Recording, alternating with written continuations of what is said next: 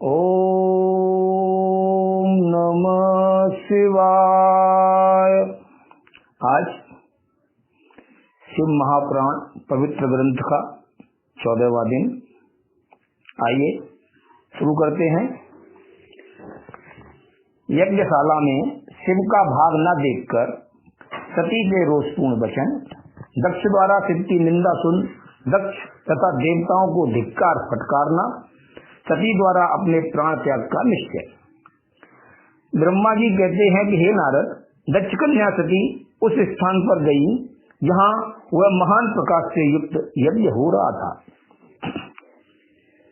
वहाँ देवता, असुर और मुनींद्र आदि के द्वारा कौतूहल पूर्ण कार्य हो रहे थे। सती ने वहाँ अपने पिता के भवन को नाना प्रकार की आश्चर्यजनक वस्तुओं से संपन्न, उत्तम प्रभा से परिपूर्ण, मनोहर तथा देवताओं और ऋषियों के समुदाय से भरा हुआ देखा। देवी सती भवन के द्वार पर जाकर खड़ी हुई और अपने वाहन नंदी से उतरकर अकेली ही शीघ्रता पूर्वक यज्ञशाला के भीतर चली गई। सती को आई देख उनकी यशस्विनी माता असिक्नी, वीरणी ने और बहनों ने उनका यथोचित आदर सत्कार किया, परंतु दक्ष ने उन्हें देखकर भी कुछ आदर नहीं किया तथा उन्हीं के भय से शिव की माया से मोहित हुए दूसरे लोग भी उनके प्रति आदर का भाव न दिखा सके। मुने सब लोगों के द्वारा तिरस्कार प्राप्त होने से सती देवी को बड़ा विस्मय हुआ, तो भी उन्होंने अपने माता पिता के चरणों में मस्तक झुकाया। उस यज्ञ में सती ने विष्णु आदि देवताओं के भाग देखे, परंतु शंभु का भाग उन्हें कहीं भी दिखाई नहीं दिया। तब सती ने दुस्सह क्रोध प्रकट किया। वे अपमानित होने पर भी रोष से भरकर सब लोगों की ओर क्रूर दृष्टि से देखती और दक्ष को जलाती हुई सी बोली। सती ने कहा, प्रजापते, आपने परम मंगलकारी भगवान शिव को इस यज्ञ में क्यों नहीं बुलाया, जिनके द्वारा यह संपूर्ण चराचर जगत पवित्र होता है, जो स्वयं ही यज्ञ वेदताओं में श्रेष्ठ, यज्ञ के अंग, यज्ञ की दक्षिणा और यज्ञ करता यजमान है। उन भगवान शिव के बिना यज्ञ की सिद्धि कैसे हो सकती है।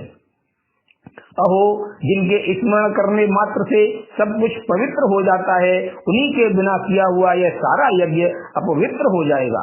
द्रव्य, मंत्र आदि, हव्य और कव्य, ये सब जिनके स्वरूप हैं, उन्हीं भगवान शिव के बिना इस यज्ञ का आरंभ कैसे किया गया। क्या आपने भगवान शिव को सामान्य देवता समझकर उनका अनादर किया है। आज आपकी बुद्धि भ्रष्ट हो गई है, इसीलिए आप पिता होकर भी मुझे अधम जच रहे हैं। अरे, ये विष्णु और ब्रह्मा आदि देवता तथा मुनि अपने प्रभु भगवान शिव के आए बिना इस यज्ञ में कैसे चले आई। ऐसा कहने के बाद शिव स्वरूपा परमेश्वरी सती ने भगवान विष्णु, ब्रह्मा, इंद्र आदि सभी देवताओं को तथा समस्त ऋषियों को बड़े कड़े शब्दों में फटकार लगाई। ब्रह्मा जी कहते हैं, नारद, इस प्रकार क्रोध से भरी हुई जगदम्बा सती ने वहाँ व्यथित हृदय से अनेक प्रकार की बातें कही। श्री विष्णु आदि समस्त देवता और मुनि जो वहाँ उपस्थित थे, सती की बात सुनकर चुप रह गई। अपनी पुत्री के वैसे वचन सुनकर कुपित हुए दक्ष ने सती की ओर क्रूर दृष्टि से देखा और इस प्रकार कहा। दक्ष बोले, भद्रे, तुम्हारे बहुत कहने से क्या लाभ। इस समय यहाँ तुम्हारा कोई काम नहीं है, तुम जाओ या ठहरो, यह तुम्हारी इच्छा पर निर्भर है। तुम यहाँ आई ही क्यों। समस्त विद्वान जानते हैं कि तुम्हारे पति शिव अमंगल रूप हैं। वे कुलीन भी नहीं हैं, वेद से बहिष्कृत हैं और भूतों, प्रेतों और पिशाचों के स्वामी हैं। वे बहुत ही कुवेश धारण किए रहते हैं, इसीलिए रुद्र को इस यज्ञ के लिए नहीं बुलाया गया है। बेटी, मैं रुद्र को अच्छी तरह जानता हूँ, अतः जानबूझकर ही मैंने देवर्षियों की सभा में उनको आमंत्रित नहीं किया है। रुद्र को शास्त्र के अर्थ का ज्ञान नहीं है, वे उद्दंड और दुरात्मा हैं। मुझ मूढ़ पापी ने ब्रह्मा जी के कहने से उनके साथ तुम्हारा विवाह कर दिया था, अतः शुचि स्मृते, तुम क्रोध छोड़कर शांत हो जाओ। इस यज्ञ में तुम आई गई हो तो स्वयं अपना भाग या दहेज ग्रहण करो। दक्ष के ऐसा कहने पर उनकी त्रिभुवन पूजिता पुत्री सती ने शिव की निंदा करने वाले अपने पिताजी की ओर जब दृष्टिपात किया तब उनका रोष और भी बढ़ गया। वे मन ही मन सोचने लगी कि अब मैं शंकर जी के पास कैसे जाऊंगी। जब शंकर जी के दर्शन की इच्छा से वहां गई और उन्होंने यहाँ का समाचार पूछा तो मैं उन्हें क्या उत्तर दूंगी। तदनंतर तीनों लोकों की जननी सती रोषावेश से युक्त हो लंबी सांस खींचती हुई अपने दुष्ट हृदय पिता दक्ष से बोली। सती ने कहा, जो महादेव जी की निंदा करता है अथवा जो उनकी होती हुई निंदा को सुनता है वे दोनों तब तक नरक में पड़े रहते हैं जब तक चंद्रमा और सूर्य विद्यमान हैं। अतः तात मैं अपने इस शरीर को त्याग दूंगी, जलती हुई आग में प्रवेश कर जाऊंगी। अपने स्वामी का अनादर सुनकर अब मुझे अपने इस जीवन की रक्षा के क्या प्रयोजन। यदि कोई समर्थ हो तो वह स्वयं विशेष यत्न करके शंभु की निंदा करने वाले पुरुष की जीभ को बलपूर्वक काट डाले, तभी वह शिव निंदा श्रवण के पाप से शुद्ध हो सकता है, इसमें संशय नहीं है। यदि कुछ कर सकने में असमर्थ हो तो बुद्धिमान पुरुष को चाहिए कि वह दोनों कान बंद करके वहां से निकल जाए, इससे वह शुद्ध रहता है, दोष का भागी नहीं होता, ऐसा श्रेष्ठ विद्वान कहते हैं। इस प्रकार धर्म नीति बताने पर सती को अपने आने के कारण बड़ा पश्चाताप हुआ। उन्होंने व्यथित चित्त से भगवान शंकर के वचन का स्मरण किया। फिर सती अत्यंत कुपित हो दक्ष से, उन विष्णु आदि समस्त देवताओं से तथा मुनियों से भी निडर होकर बोली। सती ने कहा, तात तुम भगवान शंकर के निंदक हो, इसके लिए तुम्हें पश्चाताप होगा। यहाँ महान दुख भोगकर अंत में तुम्हें यातना भोगनी पड़ेगी। इस लोक में जिनके लिए न कोई प्रिय है और न कोई अप्रिय, उन निर्वैर परमात्मा शिव के प्रतिकूल तुम्हारे सिवा दूसरा कौन चल सकता है। जो दुष्ट लोग हैं वे सदा ईर्ष्या पूर्वक आज यदि महापुरुषों की निंदा करें तो उनके लिए यह कोई आश्चर्य की बात नहीं है, परंतु जो महात्माओं के चरणों की रस से अपने अज्ञानांधकार को दूर कर चुके हैं उन्हें महापुरुषों की निंदा शोभा नहीं देती। जिनका शिव यह दो अक्षरों का नाम कभी बातचीत के प्रसंग से मनुष्यों की वाणी द्वारा एक बार भी उच्चारित हो जाए तो वह संपूर्ण पाप राशि को शीघ्र ही नष्ट कर देता है। उन्हीं पवित्र कीर्ति वाले निर्मल शिव से तुम द्वेष करते हो, आश्चर्य है। वास्तव में तुम अशिव अमंगल रूप हो। महापुरुषों के मन रूपी मधुकर ब्रह्मानंदमय रस का पान करने की इच्छा से जिनके सर्वार्थदायक चरण कमलों का निरंतर सेवन किया जाता है, उन्हीं से तुम मूर्खावश द्रोह करते हो।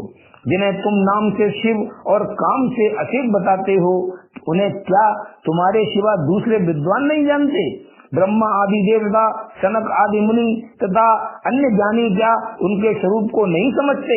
उदार बुद्धि भगवान शिव जटा फैलाए कपाल धारण किए शमशान में भूतों के साथ प्रसन्नता पूर्वक रहते तथा भस्म एवं नरमुंडों की माला धारण करते हैं।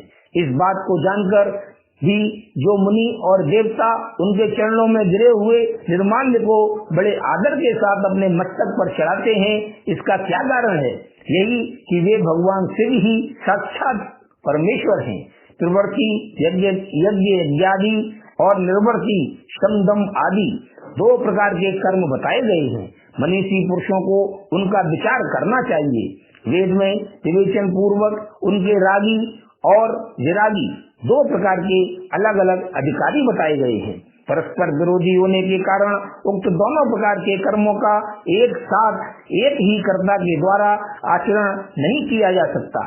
भगवान शंकर तो परम ब्रह्म परमात्मा है, उनमें इन दोनों ही प्रकार के कर्मों का प्रवेश नहीं है। उन्हें कोई कर्म प्राप्त नहीं होता, उन्हें किसी भी प्रकार के कर्म करने की आवश्यकता नहीं है। पिताजी, हमारा ऐश्वर्य अव्यक्त है, उसका कोई लक्षण व्यक्त नहीं है। सदा आत्मज्ञानी महापुरुष ही उसका सेवन करते हैं। तुम्हारे पास वह ऐश्वर्य नहीं है। यज्ञशालाओं में रहकर वहाँ के अन्न से तृप्त होने वाले कर्मठ लोगों को जो भोग प्राप्त होता है उससे वह ऐश्वर्य बहुत दूर है। जो महापुरुषों की निंदा करने वाला और दुष्ट है उसके जन्म को धिक्कार है। विद्वान पुरुष को चाहिए कि उसके संबंध को विशेष रूप से प्रयत्न करके त्याग देवे। जिस समय भगवान शिव तुम्हारे साथ मेरा संबंध दिखलाते हुए मुझे दाक्षायणी कहकर पुकारेंगे, उस समय मेरा मन सहसा अत्यंत दुखी हो जाएगा। इसीलिए तुम्हारे अंग से उत्पन्न हुए सदा शव के तुल्य घृणित इस शरीर को इस समय में निश्चय ही त्याग दूंगी और ऐसा करके सुखी हो जाऊंगी। ये देवताओं और मुनियों, तुम सब लोग मेरी बात सुनो। तुम्हारे हृदय में दुष्टता आ गई है। तुम लोगों का यह कर्म सर्वथा अनुचित है। तुम सब लोग मूढ़ हो, क्योंकि शिव की निंदा और कलह तुम्हें प्रिय है। अतः भगवान हर से तुम्हें इस कुकर्म का निश्चय ही पूरा पूरा दंड मिलेगा। ब्रह्मा जी कहते हैं, नारद, उस यज्ञ में दक्ष तथा देवताओं से ऐसा कहकर सती देवी चुप हो गईं और मन ही मन अपने प्राण वल्लभ शंभु का स्मरण करने लगी। ओम नमः शिवाय।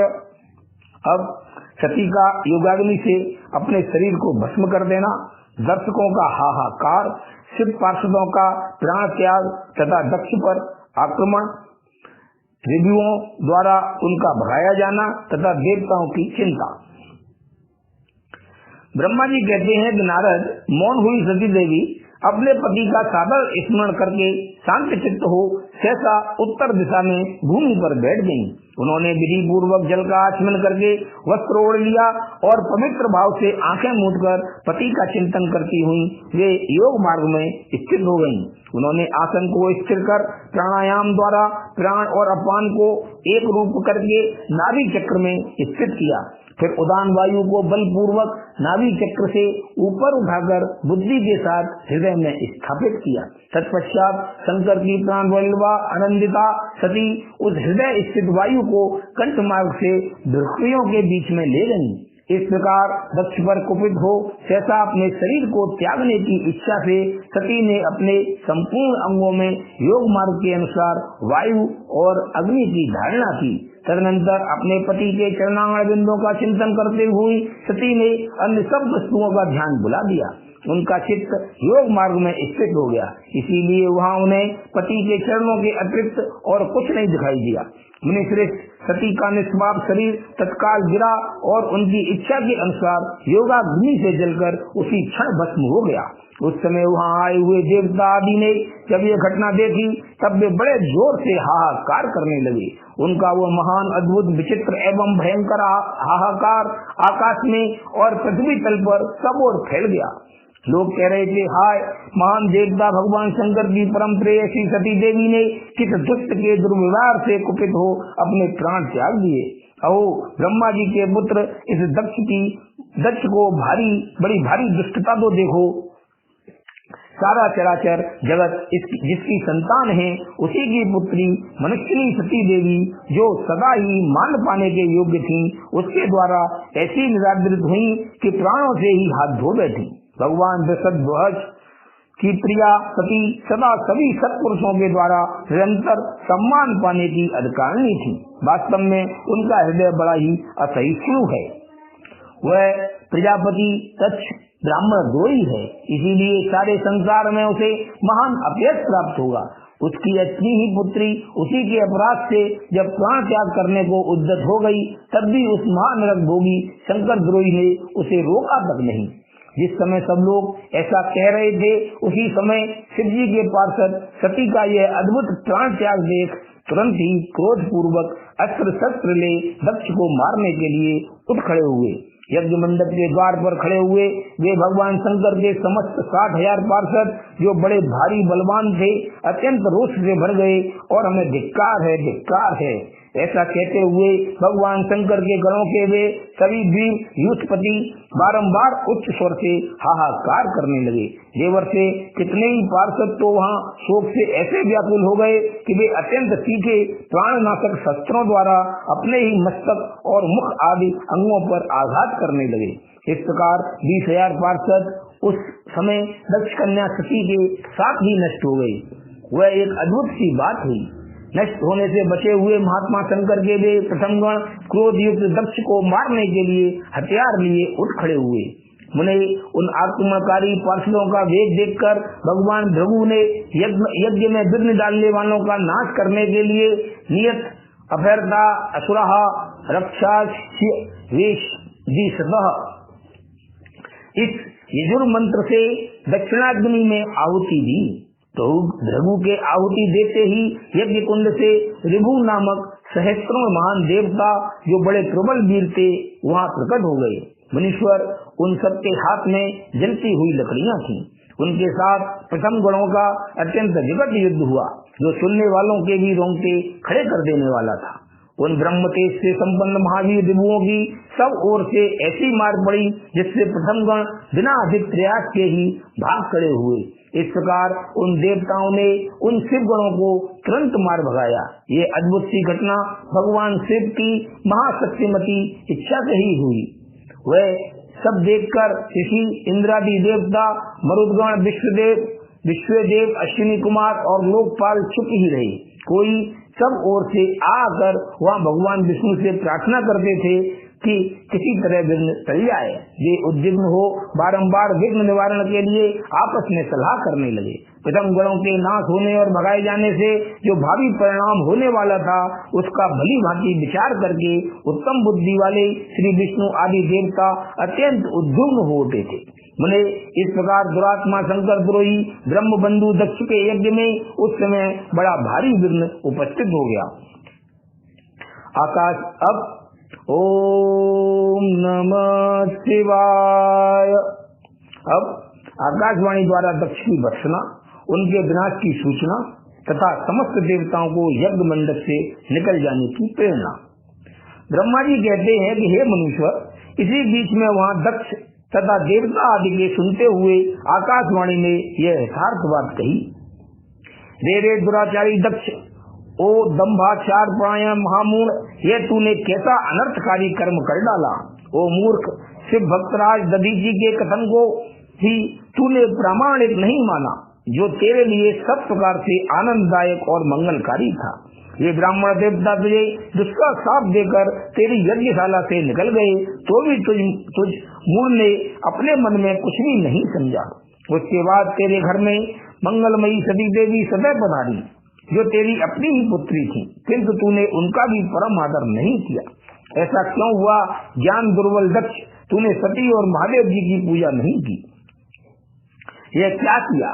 मैं ब्रह्मा जी का बेटा हूँ ऐसा समझकर तू व्यर्थ ही घमंड में भरा रहता है और इसीलिए तुझ पर मोह छा गया है। वे सती देवी ही सत्पुरुषों की आराध्या देवी हैं अथवा सदा आराधना करने के योग्य हैं। वे समस्त पुण्यों का फल देने वाली, तीनों लोकों की माता, कल्याण स्वरूपा और भगवान शंकर के आधे अंग में निवास करने वाली हैं। वे सती देवी ही पूजित होने पर सदा संपूर्ण सौभाग्य प्रदान करने वाले। वे ही महेश्वर की शक्ति हैं और अपने भक्तों को सब प्रकार के मंगल देती हैं। वे सती देवी ही पूजित होने पर सदा संसार का भय दूर करती हैं, मनोवांछित फल देती हैं तथा वे ही समस्त उपद्रवों को नष्ट करने वाली देवी हैं। वे सती ही सदा पूजित होने पर कीर्ति और संपत्ति प्रदान करती हैं। वे ही परम शक्ति तथा भोग और मोक्ष प्रदान करने वाली परमेश्वरी हैं। वे सती ही जगत को जन्म देने वाली माता, जगत की रक्षा करने वाली अनादि शक्ति और प्रलय काल में जगत का संहार करने वाली हैं। वे जगत माता सती ही भगवान विष्णु की माता रूप से सुशोभित होने वाली तथा ब्रह्मा, इंद्र, चंद्र, अग्नि एवं सूर्य देव आदि की जननी मानी गई हैं। वे सती ही तप, धर्म और दान आदि का फल देने वाली हैं। वे ही शंभु शक्ति महादेवी हैं तथा विश्वों का हनन करने वाली परात्पर शक्ति हैं। ऐसी महिमा वाली सती देवी जिनकी सदा प्रिय धर्म पत्नी है, उन भगवान महादेव को तूने यज्ञ में भाग नहीं दिया। अरे तू कैसा मूढ़ और कुविचारी है।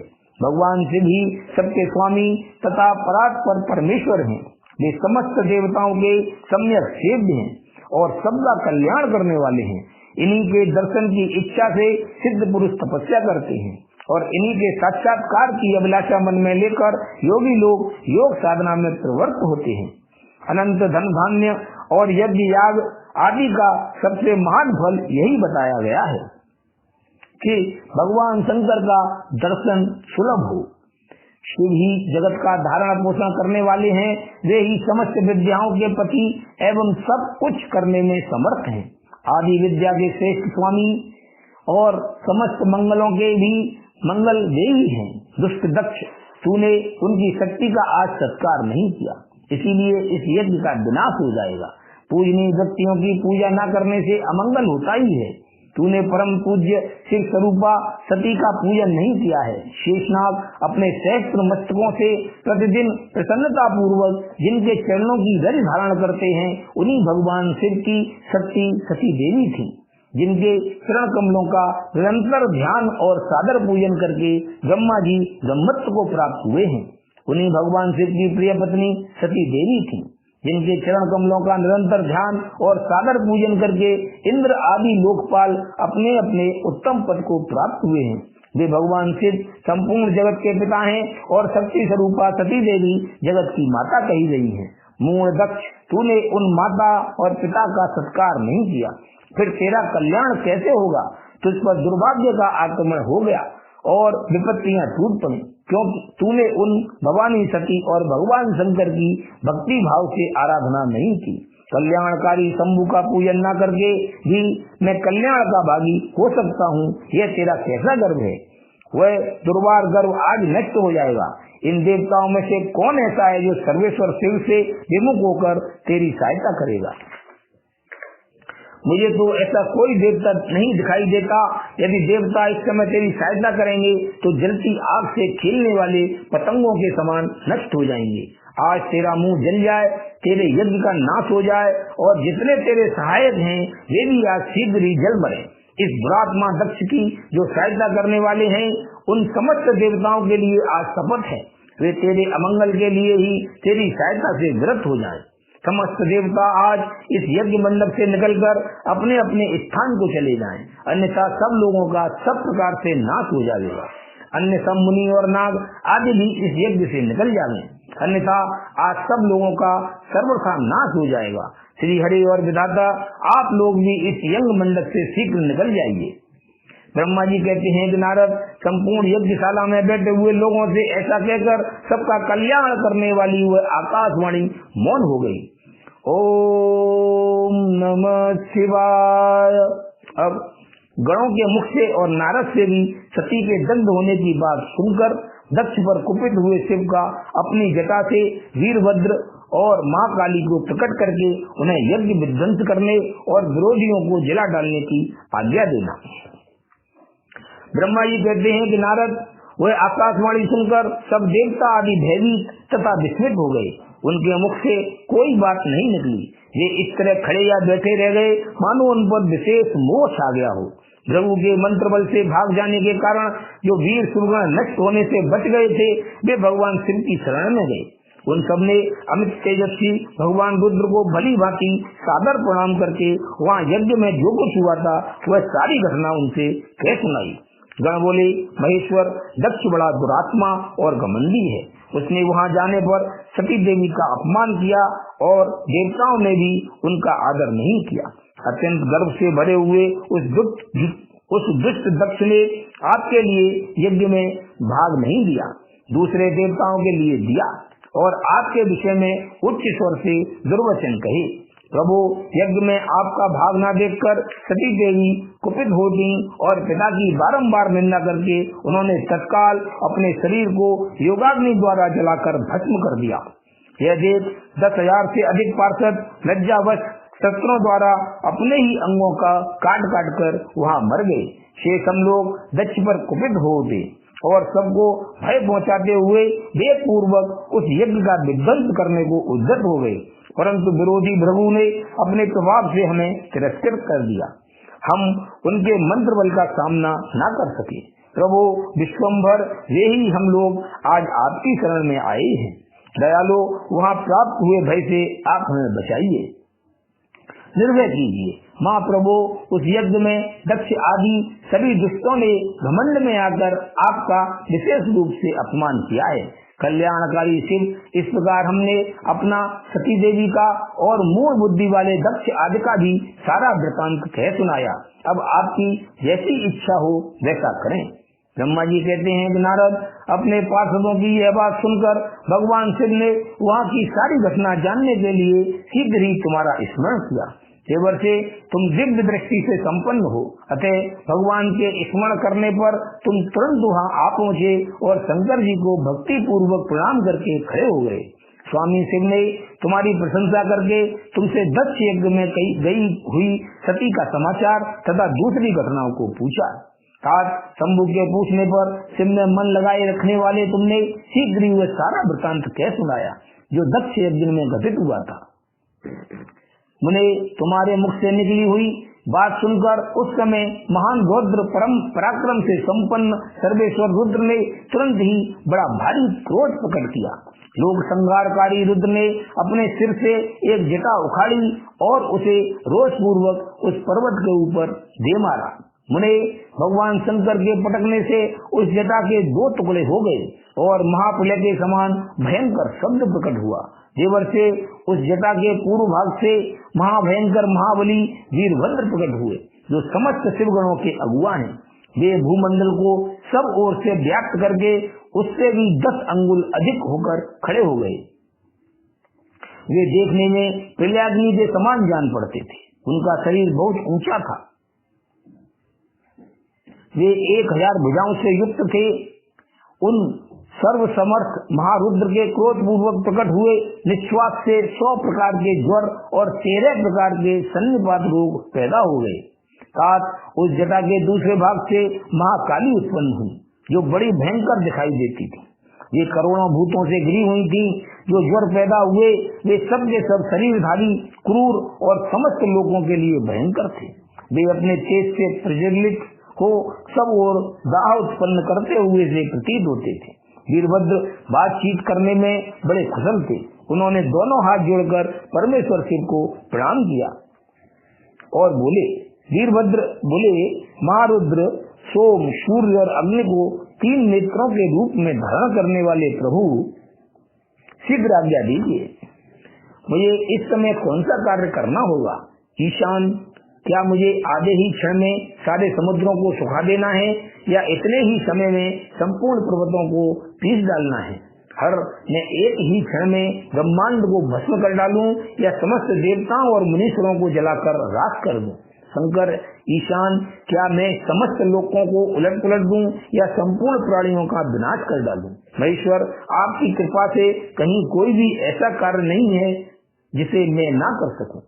पराक्रम के द्वारा मेरी समानता करने वाला वीर न पहले कभी हुआ है और न आगे होगा। शंकर, आप किसी चिमटे को भेज दें तो वह भी बिना किसी यत्न के क्षण भर में बड़े से बड़ा कार्य सिद्ध कर सकता है, इसमें संशय नहीं है। शंभो, यद्यपि आपकी लीला मात्र से सारा कार्य सिद्ध हो जाता है, तथापि जो मुझे भेजा जा रहा है यह मुझ पर आपका अनुग्रह ही है। शंभो, मुझमें भी जो ऐसी शक्ति है वह आपकी कृपा से ही प्राप्त हुई है। शंकर, आपकी कृपा के बिना किसी में भी कोई शक्ति नहीं हो सकती। वास्तव में आपकी आज्ञा के बिना कोई तिनके आदि को भी हिलाने में समर्थ नहीं है, यह निसंदेह कहा जा सकता है। महादेव, मैं आपके चरणों में बारंबार प्रणाम करता हूँ। हर आप अपने अभिष्ट कार्य की सिद्धि के लिए आज मुझे शीघ्र भेजिए। शंभो, मेरे दाहिने अंग बारंबार फड़क रहे हैं, इससे सूचित होता है कि मेरी विजय अवश्य होगी। अतः प्रभु, मुझे भेजिए। शंकर, आज मुझे कोई अभूतपूर्व एवं विशेष हर्ष तथा उत्साह का अनुभव हो रहा है और मेरा चित्त आपके चरण कमल में लगा हुआ है। अतः पग पग पर मेरे लिए शुभ परिणाम का विस्तार होगा। शंभो, आप शुभ के आधार हैं। जिसकी आप में शुद्र भक्ति है उसी को सदा विजय प्राप्त होती है और उसी का दिनों दिन शुभ होता है। ब्रह्मा जी कहते हैं कि नारद, उनकी यह बात सुनकर सर्वमंगला के पति भगवान शिव बहुत संतुष्ट हुए और वीरभद्र तुम्हारी जय हो ऐसा आशीर्वाद देकर वे फिर बोले। महेश्वर ने कहा, मेरे पार्षदों में श्रेष्ठ वीरभद्र ब्रह्मा जी का पुत्र दक्ष बड़ा दुष्ट है। उस मूर्ख को बड़ा घमंड हो गया है, अतः इन दिनों वह विशेष रूप से मेरा विरोध करने लगा है। दक्ष इस समय एक यज्ञ करने के लिए उद्यत है। तुम याग परिवार सहित उस यज्ञ को भस्म करके फिर शीघ्र मेरे स्थान पर लौट आओ। यदि देवता, गंधर्व, यक्ष अथवा अन्य कोई तुम्हारा सामना करने के लिए उद्यत हो तो उन्हें भी आज ही शीघ्र ही और सहसा ही भस्म कर डालना। दधीचि की दिलाई हुई मेरी शपथ का उल्लंघन करके जो देवता आदि वहाँ ठहरे हुए हैं उन्हें तुम निश्चय ही प्रयत्न पूर्वक जलाकर भस्म कर देना। जो मेरी शपथ का उल्लंघन करके गर्भयुक्त हो वहाँ ठहरे हुए हैं, वे सबके सब मेरे द्रोही हैं। अतः उन्हें अग्निमयी माया से जला डालो। दक्ष की यज्ञशाला में जो अपनी पत्नियों और सारभूत उपकरणों के साथ बैठे हों, उन सबको जलाकर भस्म कर देने के पश्चात फिर शीघ्र लौट आना। तुम्हारे वहाँ जाने पर विश्वदेव आदि देवगण भी यदि सामने आ तुम्हारी सादर स्तुति करें, तो भी तुम उन्हें शीघ्र आग की ज्वाला से जलाकर ही छोड़ना। वीर वहाँ दक्ष आदि सब लोगों को पत्नी और बंधु बांधवों सहित जलाकर कलशों में रखे हुए जल को लीला पूर्वक पी जाना। ब्रह्मा जी कहते हैं, नारद, जो वैदिक मर्यादा के पालक, काल के भी शत्रु तथा सबके ईश्वर हैं, वे भगवान रुद्र रोष से लाल आंखें किए महावीर वीरभद्र से ऐसा कहकर चुप हो गए। ओम नमः शिवाय। अब प्रथम गणों सहित वीरभद्र और महाकाली का दक्ष यज्ञ विध्वंस के लिए प्रस्थान। दक्ष तथा देवताओं को अपशकुन एवं उत्पात सूचक लक्षणों का दर्शन एवं भय होना। ब्रह्मा जी कहते हैं कि नारद, महेश्वर के इस वचन को आदर पूर्वक सुनकर वीरभद्र बहुत संतुष्ट हुए। उन्होंने महेश्वर को प्रणाम किया।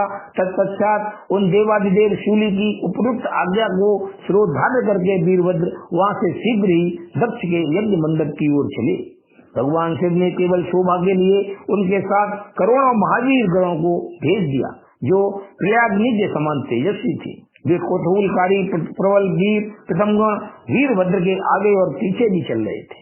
काल के भी काल भगवान रुद्र के वीरभद्र सहित जो लाखों पार्षद गण थे, उन सबका स्वरूप रुद्र के ही समान था। उन गणों के साथ महात्मा वीरभद्र भगवान शिव के समान ही वेशभूषा धारण किए रथ पर बैठकर यात्रा कर रहे थे। उनके एक सहस्त्र भुजाएं थी, शरीर में नागराज लिपटे हुए थे।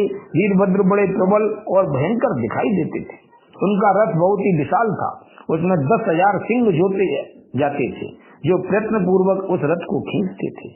उसी प्रकार बहुत से प्रबल सिंह, शार्दुल, मगर, मत्स्य और सहस्त्रों हाथी उस रथ के पार्श्वभाग की रक्षा करते थे।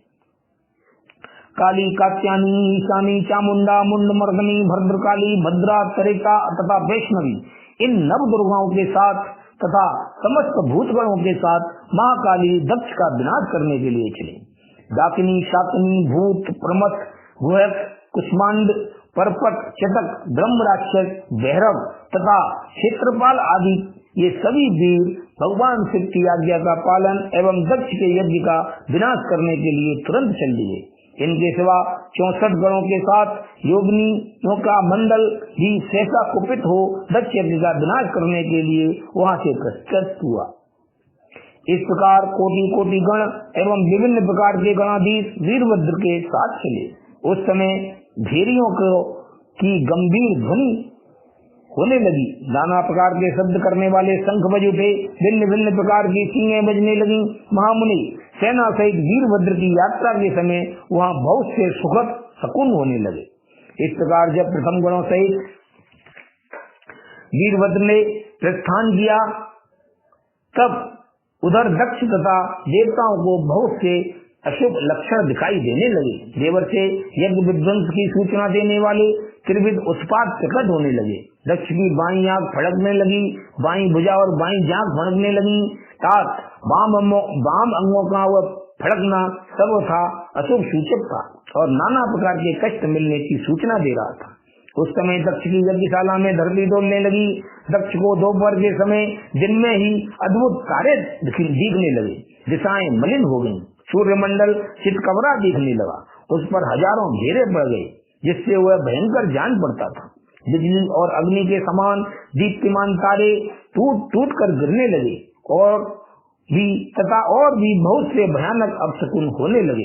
इसी बीच में वहाँ आकाशवाणी प्रकट हुई, जो संपूर्ण देवताओं और विशेषतः दक्ष को अपनी बात सुनाने लगी। आकाशवाणी बोली, ओ दक्ष, आज तेरे जन्म को धिक्कार है, तू महामूल और पापात्मा है। भगवान हर की ओर से आज तुझे महान दुख प्राप्त हुआ, जो किसी भी तरह टल नहीं सकता। अब यहाँ तेरा हाहाकार भी सुनाई नहीं देगा। जो मूल देवता आदि तेरे यज्ञ में स्थित हैं, उनको भी महान दुख होगा, इसमें संशय नहीं है। ब्रह्मा जी कहते हैं कि मुने, आकाशवाणी की यह बात सुनकर और पूर्वोक्त अशुभ सूचक लक्षणों को देखकर दक्ष तथा दूसरे देवता आदि को भी अत्यंत भय प्राप्त हो गया। उस समय दक्ष मन ही मन अत्यंत व्याकुल हो कांपने लगे और अपने प्रभु लक्ष्मीपति भगवान विष्णु की शरण में गए। वे भय से अधीर हो बेसुध हो रहे थे। उन्होंने स्वजन वत्सल देवादिदेव भगवान विष्णु को प्रणाम किया और उनकी स्तुति करके कहा, ओम नमः शिवाय। अब दक्ष के यज्ञ की रक्षा के लिए भगवान विष्णु से प्रार्थना। भगवान का सिद्धरोह जनित संकट को टालने में अपनी असमर्थता बताते हुए दक्ष को समझाना तथा सेना सहित वीरभद्र का आगमन। दक्ष बोले, देव देव हरे विष्णु दीन बंधो कृपा निधे, आपको मेरी और मेरे यज्ञ की रक्षा करनी चाहिए। प्रभु, आप ही यज्ञ के रक्षक हैं, यज्ञ ही आपका कर्म है और आप यज्ञ स्वरूप हैं। आपको ऐसी कृपा करनी चाहिए जिससे यज्ञ का विनाश न होवे। ब्रह्मा जी कहते हैं, मुनीश्वर, इस तरह अनेक प्रकार से सादर प्रार्थना करके दक्ष भगवान श्री हरि के चरणों में गिर पड़े। उनका चित्त भय से व्याकुल हो रहा था। तब जिनके मन में घबराहट आ गई थी, उन प्रजापति दक्ष को उठाकर और उनकी पूर्वोक्त बात सुनकर भगवान सिंह विष्णु ने देवादिदेव शिव का स्मरण किया। अपने प्रभु एवं महान ऐश्वर्य से युक्त परमेश्वर शिव का स्मरण करके शिव तत्व के ज्ञाता श्री हरि दक्ष को समझाते हुए बोले। श्री हरि ने कहा, दक्ष, मैं तुमसे तत्व की बात बता रहा हूँ, तुम मेरी बात ध्यान देकर सुनो। मेरा यह वचन तुम्हारे लिए सर्वथा हितकर तथा महामंत्र के समान सुखदायक होगा। दक्ष, तुम्हें तत्व का ज्ञान नहीं है, इसीलिए तुमने सबके अधिपति परमात्मा शंकर की अवहेलना की है।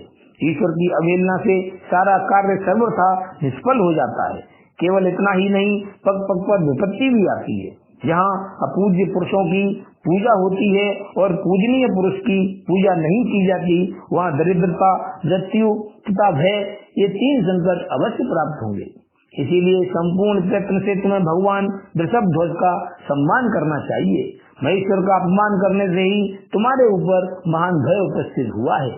हम सब लोग प्रभु होते हुए भी आज तुम्हारी दुर्नीति के कारण जो संकट आया है, उसे टालने में समर्थ नहीं है। यह मैं तुमसे सच्ची बात कहता हूँ। ब्रह्मा जी कहते हैं कि नारद, भगवान विष्णु का यह वचन सुनकर दक्ष चिंता में डूब गए। उनके चेहरे का रंग उड़ गया और वे चुपचाप पृथ्वी पर खड़े रह गए। इसी समय भगवान रुद्र के भेजे हुए गणनायक वीरभद्र अपनी सेना के साथ यज्ञ स्थल में जा पहुँचे।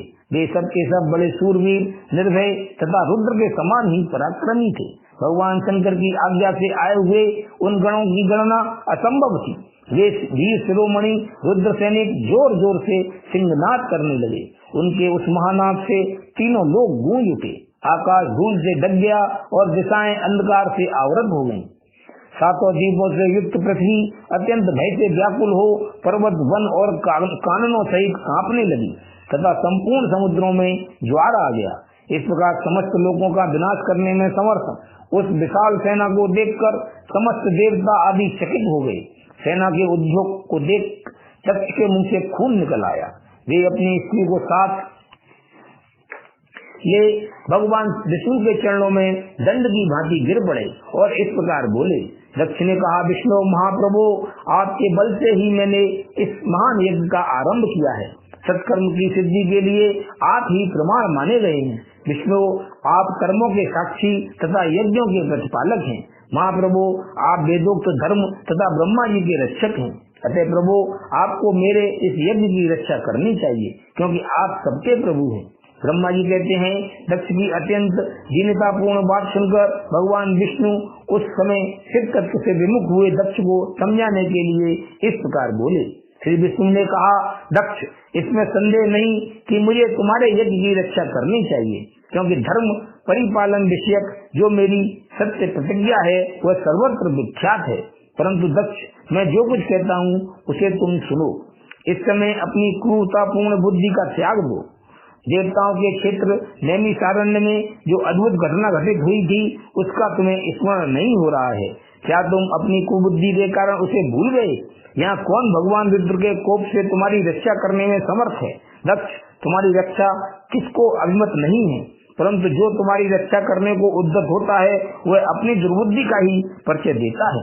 दुर्मते, क्या कर्म है और क्या अकर्म, इसे तुम नहीं समझ पा रहे हो। केवल कर्म ही कभी कुछ करने में समर्थ नहीं हो सकता। जिसके सहयोग से कर्म में कुछ करने की सामर्थ्य आती है उसी को तुम स्वकर्म समझो। भगवान शिव के बिना दूसरा कोई कर्म से कल्याण करने की शक्ति देने वाला नहीं है। जो शांत हो, ईश्वर में मन लगाकर उनकी भक्ति पूर्वक कार्य करता है, उसी को भगवान शिव तत्काल उस कर्म का फल दे देते हैं। जो मनुष्य केवल ज्ञान का सहारा ले अनिश्वरवादी हो जाते हैं या ईश्वर को नहीं मानते हैं, वे शतकोटि कल्पों तक नरक में ही पड़े रहते हैं। फिर वे कर्म पाश में बंधे हुए जीव प्रत्येक जन्म में नरकों की यातना भोगते हैं, क्योंकि वे केवल सकाम कर्म के ही स्वरूप का आश्रय लेने वाले होते हैं। ये शत्रुमर्दन वीरभद्र जो यज्ञशाला के आंगन में आ पहुंचे हैं, भगवान रुद्र की क्रोधाग्नि से प्रकट हुए हैं। इस समय समस्त रुद्रगणों के नायक यही हैं। ये हम लोगों के विनाश के लिए आए हैं, इसमें संशय नहीं है। कोई भी कार्य क्यों न हो, वस्तुतः इनके लिए कुछ भी अशक्य है ही नहीं। ये महान सामर्थ्यशाली वीरभद्र सब देवताओं को अवश्य जलाकर ही शांत होंगे, इसमें संशय नहीं जान पड़ता। मैं भ्रम से महादेव जी की शपथ का उल्लंघन करके जो यहाँ ठहरा रहा, उसके कारण तुम्हारे साथ मुझे भी इस कष्ट का सामना करना ही पड़ेगा। भगवान विष्णु इस प्रकार कह ही रहे थे कि वीरभद्र के शिव गणों की सेना का समुद्र उमड़ आया। समस्त देवता आदि ने उसे देखा। ओम नमः शिवाय। देवताओं का पलायन। इंद्र आदि के पूछने पर बृहस्पति का रुद्रदेव की अजेयता बताना। वीरभद्र का देवताओं को युद्ध के लिए ललकारना।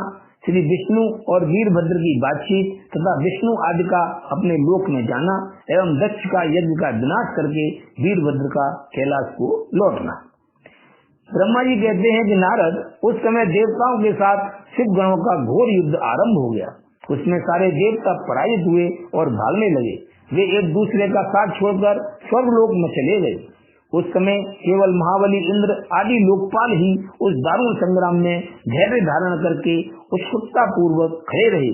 तदनंतर इंद्र आदि सभी देवता मिलकर उस समरांगण में गुरु बृहस्पति जी को विनीत भाव से नमस्कार करके पूछने लगे। लोकपाल बोले, गुरुदेव बृहस्पति, तात महाप्राज्ञ दयानिधे, शीघ्र बताइए, हम जानना चाहते हैं कि हमारी विजय कैसे होगी। उनकी यह बात सुनकर बृहस्पति जी ने प्रयत्न पूर्वक भगवान शंभु का स्मरण किया और ज्ञान दुर्बल महेंद्र से कहा।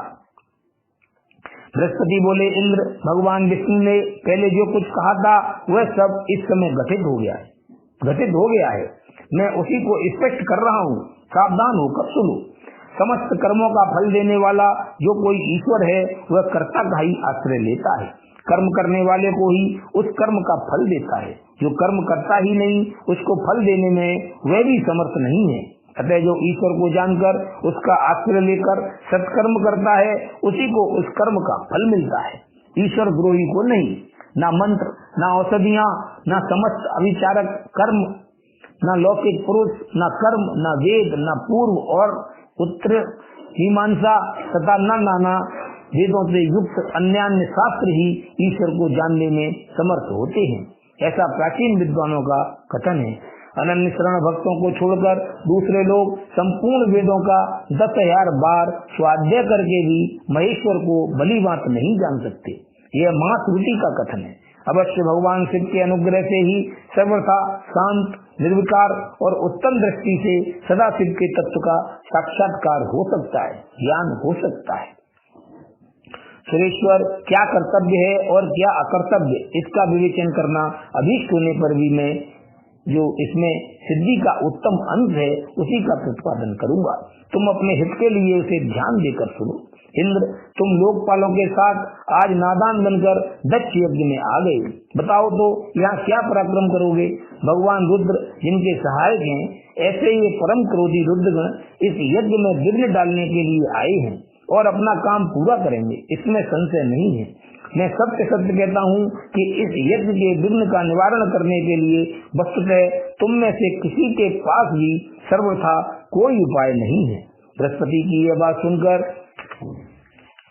वे इंद्र सहित समस्त लोकपाल बड़ी चिंता में पड़ गए। तब महावीर रुद्रगणों से घिरे हुए वीरभद्र ने मन ही मन भगवान शंकर का स्मरण करके इंद्र आदि लोकपालों को डांटा और इसके पश्चात रुद्रगणों के नायक वीरभद्र ने रोष से भरकर तुरंत ही संपूर्ण देवताओं को तीखे बाणों से घायल कर दिया। उन बाणों की चोट खाकर इंद्र आदि समस्त सुरेश्वर भागते हुए दसों दिशाओं में चले गए। जब लोकपाल चले गए और देवता भाग खड़े हुए, तब वीरभद्र अपने गांव के साथ यज्ञशाला के समीप गए। उस समय वहां विद्यमान समस्त ऋषि अत्यंत भयभीत हो परमेश्वर श्री हरि से रक्षा की प्रार्थना करने के लिए सहसा नतमस्तक हो शीघ्र बोले, देव देव रमानाथ सर्वेश्वर महाप्रभु, आप दक्ष के यज्ञ की रक्षा कीजिए। आप ही यज्ञ हैं, इसमें संशय नहीं है। यज्ञ आपका कर्म रूप और अंग है। आप यज्ञ के रक्षक हैं, अतः दक्ष यज्ञ की रक्षा कीजिए। आपके सिवा दूसरा कोई इसका रक्षक नहीं है। ब्रह्मा जी कहते हैं, नारद, ऋषियों का यह वचन सुनकर मेरे सहित भगवान विष्णु वीरभद्र के साथ युद्ध करने की इच्छा से चले। श्री हरि को युद्ध के लिए उद्यत देख शत्रुमर्दन वीरभद्र, जो वीर प्रथम कड़ों से घिरे हुए थे, कड़े शब्दों में भगवान विष्णु को डांटने लगे। ब्रह्मा जी कहते हैं कि नारद, वीरभद्र की यह बात सुनकर बुद्धिमान देवेश्वर विष्णु वहां प्रसन्नता पूर्वक हंसते हुए बोले। श्री विष्णु ने कहा, वीरभद्र, आज तुम्हारे सामने मैं जो कुछ कहता हूँ उसे सुनो। मैं भगवान शंकर का सेवक हूँ, तुम मुझे रुद्रदेव से विमुख न कहो। दक्ष अज्ञानी है, कर्म कांड में ही इसकी निष्ठा है। इसने मूर्तावश पहले मुझसे बारंबार अपने यज्ञ में चलने की प्रार्थना की थी। मैं भक्त के अधीन ठहरा, इसीलिए चला आया। भगवान महेश्वर भी भक्त के अधीन रहते हैं। तात दक्ष मेरा भक्त है, इसीलिए मुझे यहाँ आना पड़ा है।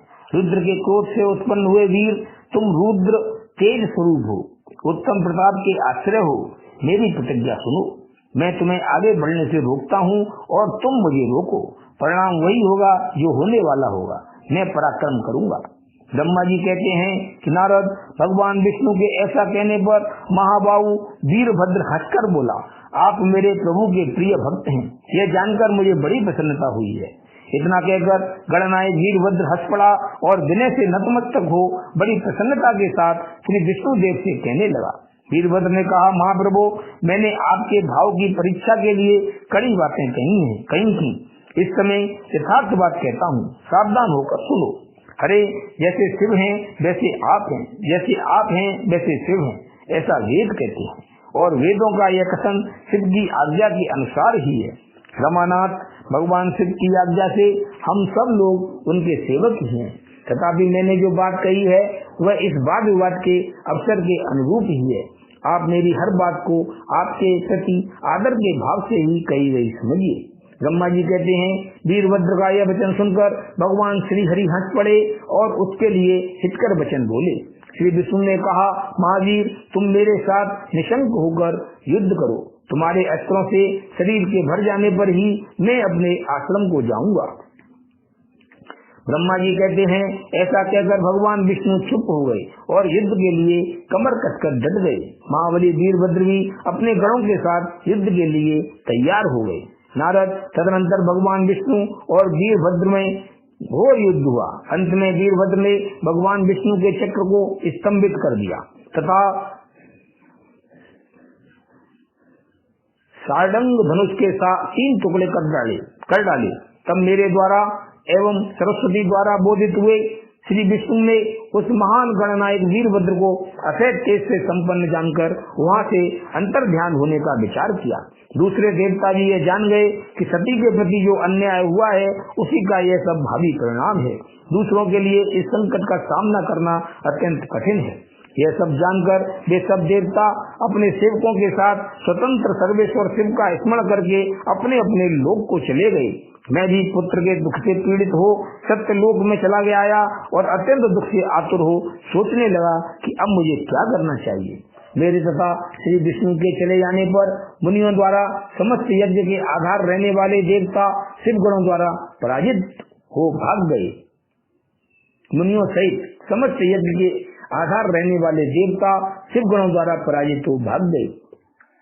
उस उपद्रव को देखकर और उस महामख का विध्वंस निकट जानकर वह यज्ञ भी अत्यंत भयभीत हो मृग का रूप धारण करके वहाँ से भागा। मृग के रूप में आकाश की ओर भागते देख वीरभद्र ने उसे पकड़ लिया और उसका मस्तक काट डाला। फिर उन्होंने मुनियों और देवताओं के अंग भंग कर दिए और बौद्धों को मार डाला। प्रतापी मणिभद्र ने भृगु को उठाकर पटक दिया और उनकी छाती को पैर से दबाकर तत्काल उनकी दाढ़ी मूछें नोच ली।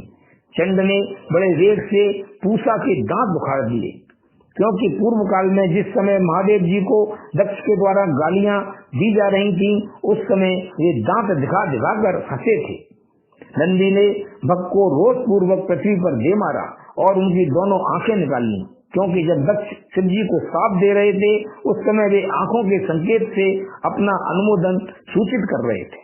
वहाँ रुद्रगण नायकों ने सदा स्वाहा और दक्षिणा देवियों की बड़ी विडम्बना दुर्दशा की।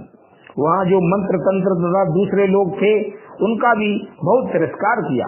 ब्रह्मपुत्र दक्ष भय के मारे अनंत अंतर्वेदी के भीतर छुप गए। वीरभद्र उनका पता लगाकर उन्हें बलपूर्वक पकड़ लाए। फिर उनके दोनों गाल पकड़कर उन्होंने उनके मस्तक पर तलवार से आघात किया, परंतु योग के प्रभाव से दक्ष का सिर अवैध हो गया था, इसलिए कट नहीं सका।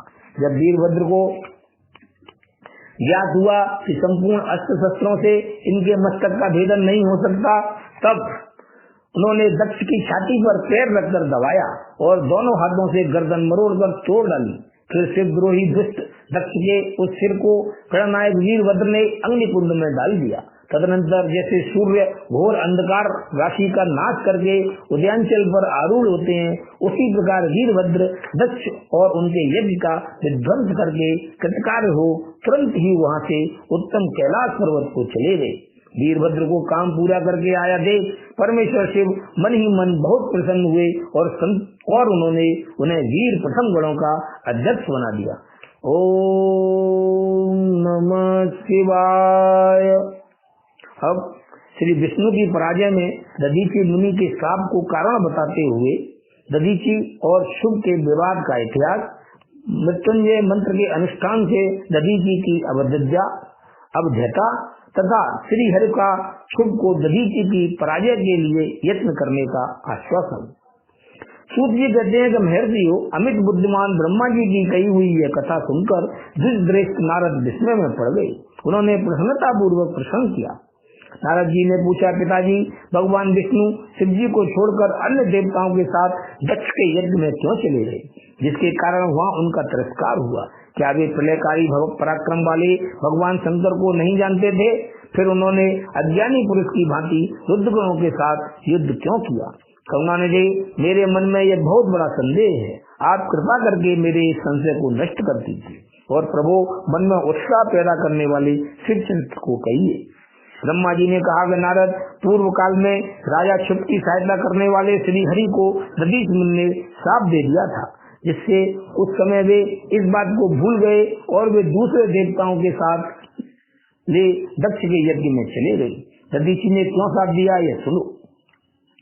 प्राचीन काल में शुभ नाम से प्रसिद्ध एक महा तेजस्वी राजा हो गए हैं। वे महाप्रभावशाली मुनीश्वर दधीचि के मित्र थे। दीर्घकाल की तपस्या के प्रसंग से शुभ और दधीचि में विवाद आरंभ हो गया, जो तीनों लोगों में महान अनर्थकारी के रूप में विख्यात हुआ। उस विवाद में वेद के विद्वान शिव भक्त दधीचि कहते थे कि शूद्र, वैश्य और क्षत्रिय इन तीनों वर्णों से ब्राह्मण ही श्रेष्ठ है, इसमें संशय नहीं है। महामुनि दधीचि की यह बात सुनकर धन वैभव के मत से मोहित हुए राजा शिव ने उसका इस प्रकार प्रतिवाद किया। शुभ बोले, राजा इंद्र आदि 8 लोकपालों के स्वरूप को धारण करता है। वह समस्त वर्णों और आश्रमों का पालक एवं प्रभु है, इसीलिए राजा ही सबसे श्रेष्ठ है। राजा की श्रेष्ठता का प्रतिपादन करने वाली श्रुति भी कहती है कि राजा सर्वदेवमय है। मुने, इस श्रुति के कथानुसार जो सबसे बड़ा देवता है वह मैं ही हूँ। इस विवेचन से ब्राह्मण की अपेक्षा राजा ही श्रेष्ठ सिद्ध होता है। च्यवन नंदन, आप इस विषय में विचार करें और मेरा अनादर न करें, क्योंकि मैं सर्वथा आपके लिए पूजनीय हूँ। राजा शुभ का यह मत श्रुतियों और स्मृतियों के विरुद्ध था। इसे सुनकर रघुकुल भूषण मुनि श्रेष्ठ दधीची को बड़ा क्रोध हुआ। मुने अपने गौरव का विचार करके कुपित हुए महातेजस्वी दधीची ने शुभ के मस्तक पर बाएं मुक्के से प्रहार किया। उनके मुक्के की मार खाकर ब्रह्मांड के अधिपति कुत्सित बुद्धि वाले शुभ अत्यंत कुपित हो गरज उठे और उन्होंने वज्र से दधीची को काट डाला। उस वज्र से आहत हो भृगुवंशी दधीची पृथ्वी पर गिर पड़े। भार्गव वंशधर दधीची ने गिरते समय शुक्राचार्य का स्मरण किया। योगी शुक्राचार्य ने आकर दधीची के शरीर को, जिसे शुभ ने काट डाला था, तुरंत जोड़ दिया। दधीची के अंगों को पूर्ववत जोड़कर शिव भक्त शिरोमणि तथा महामृत्युंजय विद्या के प्रवर्तक शुक्राचार्य ने उनसे कहा। शुक्र बोले, तात दधीची, मैं सर्वेश्वर भगवान शिव का पूजन करके तुम्हें श्रुति प्रतिपदित महामृत्युंजय नामक श्रेष्ठ मंत्र का उपदेश देता हूँ। त्र्यंबकम हजामहे त्र्यंबकम यजामहे। हम भगवान त्र्यंबक का यजन आराधन करते हैं। त्र्यंबक का अर्थ है तीनों लोकों के पिता, वैभवशाली प्रभावशाली शिव। वे भगवान सूर्य, सोम और अग्नि तीनों मंडलों के पिता हैं। सतत्व, रज और तम तीनों गुणों के महेश्वर हैं। आत्म तत्व, विद्या तत्व और शिव तत्व, इन तीन तत्वों के आहवनीय, गार्हपत्य और दक्षिणाग्नि, इन तीनों अग्नियों के सर्वत्र उपलब्ध होने वाले पृथ्वी, जल एवं तेज, इन तीन मूर्त भूतों के अथवा सात्विक आदि भेद से त्रिविध भूतों के, त्रिदिव स्वर्ग के, त्रिभुज के, त्रिधा भूत सबके ब्रह्मा, विष्णु और शिव तीनों देवताओं के महान ईश्वर महादेव जी ही हैं। यहाँ तक मंत्र के प्रथम चरण की व्याख्या हुई है। मंत्र का द्वितीय चरण है सुगंधि पुष्टि वर्धनम। जैसे फूलों में उत्तम गंध होती है, उसी प्रकार वे भगवान शिव संपूर्ण भूतों में, तीनों गुणों में, समस्त कृत्यों में, इंद्रियों में, अन्यान्य देवों में और गणों में उनके प्रकाशक सारभूत आत्मा के रूप में व्याप्त हैं। अतएव सुगंध युक्त एवं संपूर्ण देवताओं के ईश्वर हैं। यहाँ तक सुगंधिम पद की व्याख्या हुई। अब पुष्टि वर्धनम की व्याख्या करते हैं। उत्तम व्रत का पालन करने वाले दुष्श्रेष्ठ महामुनि नारद उन अंतर्यामी पुरुष शिव से प्रकृति का पोषण होता है। मैं तत्व से लेकर विशेष पर्यंत संपूर्ण विकल्पों की पुष्टि होती है तथा मुझ ब्रह्मा का, विष्णु का, मुनियों का और इंद्रियों सहित देवताओं का भी पोषण होता है। इसीलिए वे ही पुष्टि वर्धन है। अब मंत्र के तीसरे और चौथे चरण की व्याख्या करते हैं। उन दोनों चरणों का स्वरूप यों है। उर्वारुकमेव बंधनान नृत्यो मूर्छिय मामृतात्। अर्थात प्रभु, जैसे खरबूजा पक जाने पर लता बंधन से टूट जाता है, उसी तरह मैं मृत्यु रूप बंधन से मुक्त हो जाऊं, अमृत पद मोक्ष से पृथक न हो। वे रुद्रदेव अमृत स्वरूप हैं। जो पुण्य कर्म से, तपस्या से, स्वायाद्य से, योग से अथवा ध्यान से उनकी आराधना करता है, उसे नूतन जीवन प्राप्त होता है। इस सत्य के प्रभाव से भगवान शिव स्वयं ही अपने भक्त को मृत्यु के सूक्ष्म बंधन से मुक्त कर देते हैं, क्योंकि वे भगवान ही बंधन और मोक्ष देने वाले हैं। ठीक उसी तरह जैसे उर्वारुक अर्थात ककड़ी का पौधा अपने फल को स्वयं ही लता के बंधन में बांधे रखता है और पक जाने पर स्वयं ही उसे बंधन से मुक्त कर देता है। यह अमृत संजीवनी मंत्र है जो मेरे मत से सर्वोत्तम है। तुम प्रेम पूर्वक नियम से भगवान शिव का स्मरण करते हुए इस मंत्र का जप करो। जप और हवन के पश्चात इसी से अभिमंत्रित किए हुए जल को दिन और रात में पियो तथा शिव विग्रह के समीप बैठकर उन्हीं का ध्यान करते रहो। इससे कहीं भी मृत्यु का भय नहीं रहता है। न्यास आदि सब कार्य करके विधिवत भगवान शिव की पूजा करो। ये सब करके शांत भाव से बैठकर भक्त वत्सल शंकर भगवान का ध्यान करना चाहिए। मैं भगवान शिव का ध्यान बता रहा हूँ, जिसके अनुसार उनका चिंतन करके मंत्र जप करना चाहिए। इस तरह निरंतर जप करने से बुद्धिमान पुरुष भगवान शिव के प्रभाव से उस मंत्र को सिद्ध कर लेता है। महामृत्युंजय का ध्यान। हस्ताम्भोज युगस्त कुंभ युगला दुधधृत्य तोयम शिरः सिंचन्तम करयोर्गेन ददतम स्वांके सकुंभौ करो अक्षत्रंग मृगहस्तम अम्बुम जगदम मूर्धस्त चंद्र इत्रवत पीयूषार्दुं तनु भजे गिरिजम त्र्यदक्षम च मृत्युंजयम।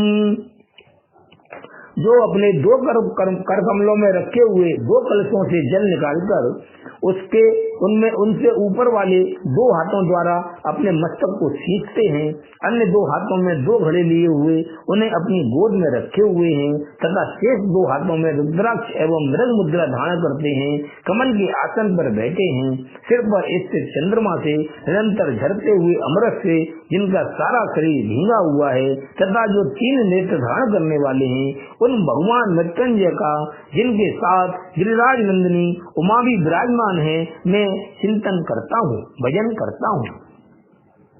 ब्रह्मा जी कहते हैं कि तात मुनिश्रेष्ठ दधीचि को इस प्रकार उपदेश देकर शुक्राचार्य भगवान शंकर का स्मरण करते हुए अपने स्थान को लौट गए। उनकी वह बात सुनकर महामुनि दधीचि ने बड़े प्रेम से शिव जी का स्मरण करते हुए तपस्या के लिए वन में चले गए। वहाँ जाकर उन्होंने विधि पूर्वक महामृत्युंजय मंत्र का जप और प्रेम पूर्वक भगवान शिव का चिंतन करते हुए तपस्या प्रारंभ की। दीर्घकाल तक उस मंत्र का जप तथा तपस्या द्वारा भगवान शंकर की आराधना करके दधीचि ने महामृत्युंजय शिव को संतुष्ट किया। महामुनि उस जप से प्रसन्न चित्त हुए भक्त वत्सल भगवान शिव दधीचि के प्रेमवश उनके सामने प्रकट हो गए। अपने प्रभु शंभु का साक्षात दर्शन करके मुनीश्वर दधीचि को बड़ी प्रसन्नता हुई। उन्होंने विधि पूर्वक प्रणाम करके दोनों हाथ जोड़ भक्ति भाव से शंकर का स्तवन किया। तदनंतर मुनि के प्रेम से प्रसन्न हुए शिव ने श्रवण कुमार दधीचि से कहा, तुम वर मांगो। भगवान शिव का यह वचन सुनकर भक्त शिरोमणि दधीचि दोनों हाथ जोड़ नतमस्तक हो भक्त वत्सल शंकर से बोले। दधीचि ने कहा, देवादिदेव महादेव मुझे 3 वर दीजिए, मेरी हड्डी वज्र हो जाए, कोई भी मेरा वध न कर सके और मैं सर्वत्र अधीन रहूं, कभी मुझमें दीनता न आए। दधीचि का यह वचन सुनकर प्रसन्न हुए परमेश्वर शिव ने तथास्तु कहकर उन्हें वे 3 वर दे दिए। शिव जी से 3 वर पाकर वेद मार्ग में प्रतिष्ठित महामुनि दधीचि आनंद में हो गए और शीघ्र ही राजा शुभ के स्थान में गए। महादेव जी से अवध्यता वज्रमय अस्थि और अधीनता पाकर दधीचि ने राजेंद्र शुभ के मस्तक पर लात मारी। फिर तो राजा शुभ ने भी क्रोध करके दधीचि पर वज्र से प्रहार किया। वे भगवान विष्णु के गौरव से अधिक गर्व में भरे हुए थे, परंतु शुभ का चलाया हुआ वह वज्र परमेश्वर शिव के प्रभाव से महात्मा दधीचि का नाश न कर सका। इससे ब्रह्म कुमार शुभ को बड़ा विस्मय हुआ। मुनीश्वर दधीचि की अवध्यता अधीनता तथा वज्र से भी बढ़ चढ़कर प्रभाव देखकर ब्रह्म कुमार शुभ के मन में बड़ा आश्चर्य हुआ। उन्होंने शीघ्र ही वन में जाकर इंद्र के छोटे भाई मुकुंद की आराधना आरंभ की। वे शरणागत पालक नरेश मृत्युंजय सेवक दधीचि से पराजित हो गए थे। शुभ की पूजा से गरुड़ध्वज भगवान मधुसूदन बहुत संतुष्ट हुए। उन्होंने राजा को दिव्य दृष्टि प्रदान की। उस दिव्य दृष्टि से ही जनार्दन देव का दर्शन करके उन गरुड़ध्वज को शुभ ने प्रणाम किया और प्रिय वचनों द्वारा उनकी स्तुति की। इस प्रकार देवेश्वर आदि से प्रशंसित उन अजय ईश्वर श्री नारायण देव का पूजन एवं स्तवन करके राजा ने भक्ति भाव से उनकी ओर देखा तथा उन जनार्दन के चरणों में मस्तक रखकर प्रणाम करने के पश्चात उन्हें अपना अभिप्राय सूचित किया। राजा बोले, भगवान दधीचि नाम से प्रसिद्ध एक ब्राह्मण है जो धर्म के ज्ञाता हैं। उनके हृदय में विनय का भाव है। वे पहले मेरे मित्र थे। इन दिनों रोग शोक से रहित महामृत्युंजय महादेव जी की आराधना करके वे उन्हीं कल्याणकारी शिव के प्रभाव से समस्त अस्त्र शस्त्रों द्वारा सदा के लिए अवध्य हो गए हैं।